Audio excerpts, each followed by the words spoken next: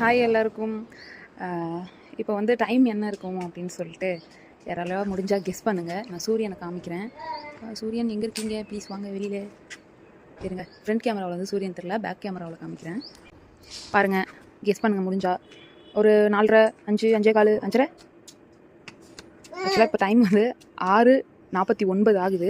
என்னால் டைம் இதில் ஆட் பண்ண முடிஞ்சு ஆட் பண்ணுறேன். வீட்டில் வந்து கடிகாரம் இல்லை, என்கிட்ட ஃபோன் மட்டும் தான் இருக்கேன். என் ஹஸ்பண்ட் வெளியில் போயிருக்கிறதுனால அவரோட ஃபோனும் காமிக்க முடியல. ஆனால் அவர் ஒரு 7:30 பக்கம் வந்துருவார் வீட்டுக்கு.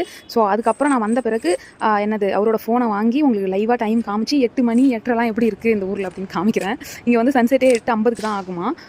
8:50, 9 மணிக்கு தான் வந்து நைட் கொஞ்சம் கொஞ்சமாக நம்ம 6 மணி போல் வர தொடங்கும். நான் அதை உங்களுக்கு வந்து லைவ் அப்டேட் பண்ணுறேன். சரி போல இருப்பா. ஹாய். இப்போ வந்து மணி வந்து 7:30 கரெக்டாக.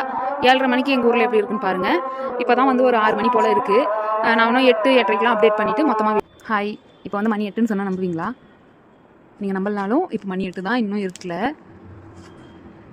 இருங்க, நான் மொபைல் காமிச்சா நீங்கள் நம்புவீங்க. பார்த்தீங்களா, மணி வந்து 8:20 ஆகுது.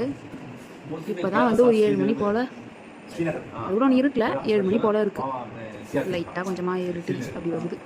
பார்த்தீங்களா, இதுதான் நம்ம ஜம்முவோட கிளைமேட்டு. பாருங்கள், தெரியுதா? மணி வந்து 8:20, இன்னும் நைட் ஆகுது.